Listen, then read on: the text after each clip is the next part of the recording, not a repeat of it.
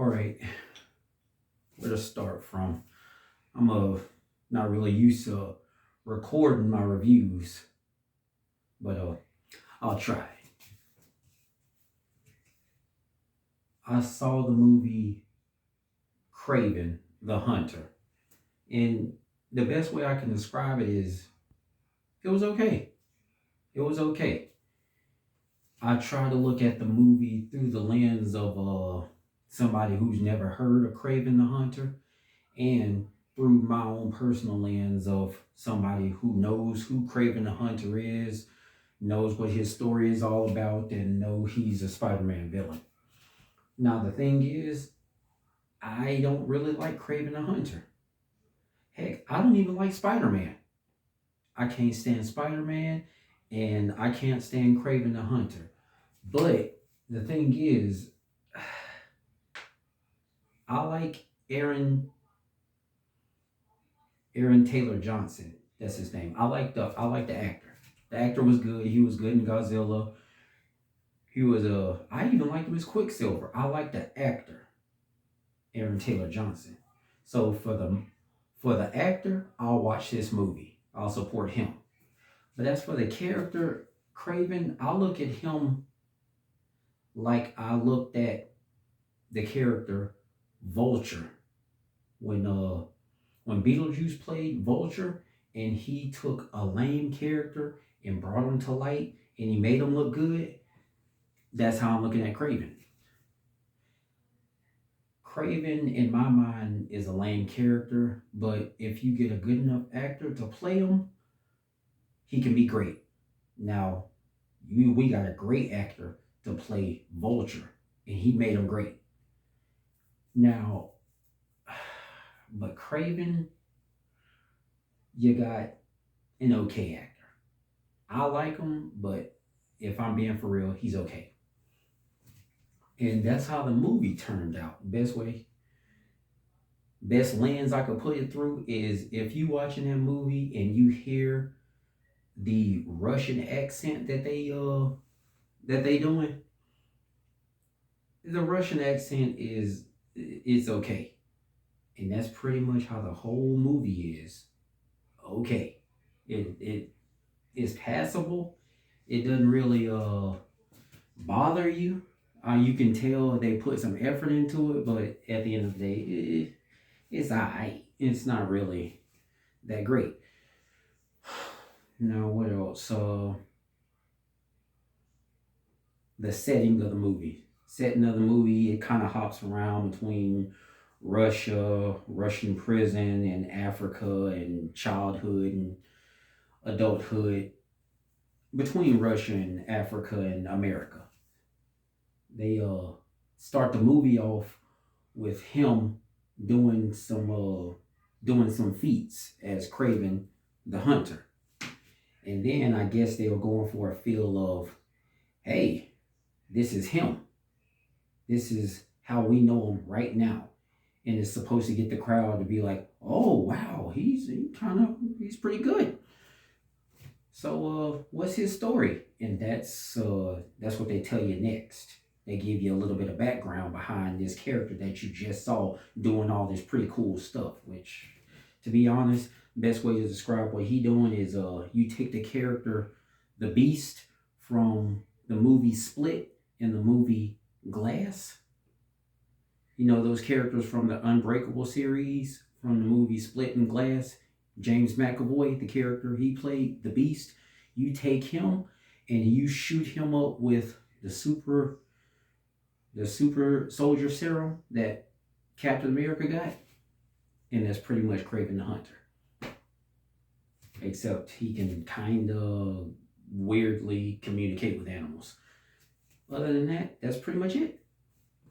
He's a freaking parkour beast of a man. And beast is like he's almost literally a beast of a man. So I guess he got that going for him. Now he's literally a hunter. But if you take the beast and point him towards poachers, that's pretty much Kraven. He hates poachers, and I'm gonna be honest with you. I love animals, and when I seen what was happening in that movie, I got angry too. And if I had them abilities, yeah, poachers would be my deal too. Got to go. But yeah, the setting of the movie was it was okay. You know, it's Russian prison. It was a good looking spot for Russia. It's believable. Africa, they had believable ish African actresses. It was if you can suspend your imagination a little bit, you'll have a good time. It was an okay movie. Uh, the storyline, him having a pretty direct father who was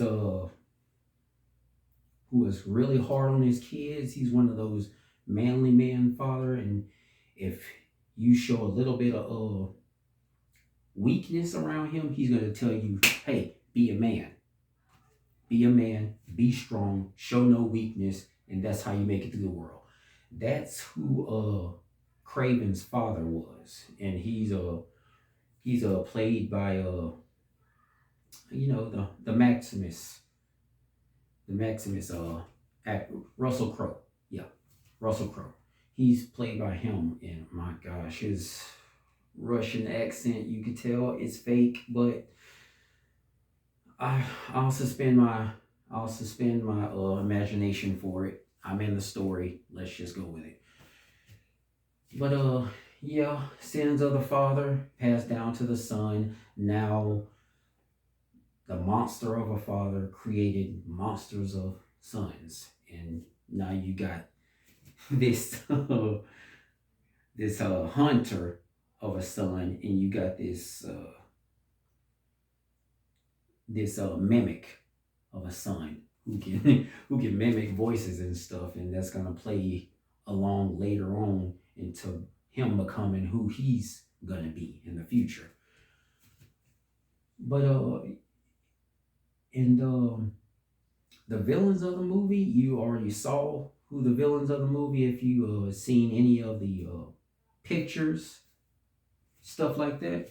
You seen this Rhino, but if I'm being honest, I like this version of Rhino more than I did the Amazing Spider-Man's version of Rhino.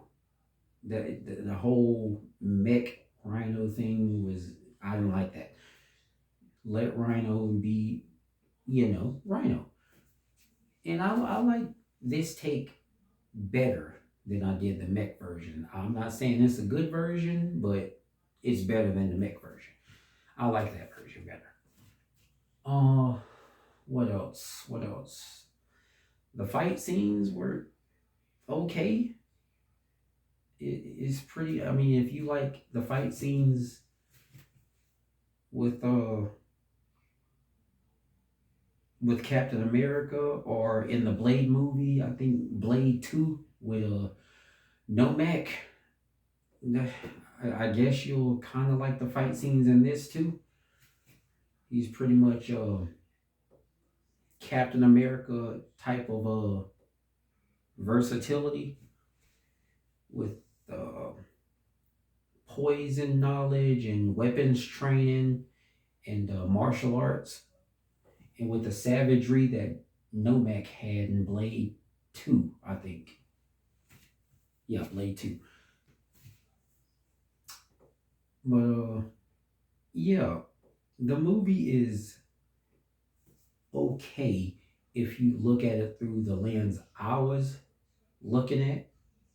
I don't like the Kraven character, but if I just look at it as this isn't a Marvel movie, just forget it's a Marvel movie. If I look at it through that lens, it's okay. But if I have to look at this movie for what it is, you telling me that this man is a Spider-Man villain? It's just as unbelievable as the comic books. It's just as lame as the comic books. If I have to look at it through this is a legit Marvel movie. This is a Marvel character. He's supposed to be taking on heroes like Spider-Man, of all people. It's just as lame as in the comic books. You look at Kraven fighting Spider-Man, you realize what Spider-Man can do. And if Spider-Man ever takes a fight with Kraven seriously, you know it's done. It's done. It's over with. Okay? And so when you realize that, you looking at Kraven like, why are you even trying? You you are way out of your depth here. This is stupid. Why are you fighting this man? Now, you look at it through that lens, the movie is very dumb. But if you just look at it as its own thing, this is Craven, this is how he became the hunter. If you look at it through, I've never heard of this character, this is just its own thing, separate from everything else. This is just his world.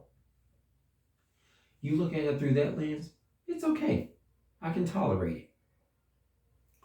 But yeah, that's pretty much what the movie is for me. If I look at it as a standalone, it's a B plus. But in reality, I gotta give it a C minus because I know he's a Marvel character. I can't just ignore everything I know, so I gotta give it a C minus.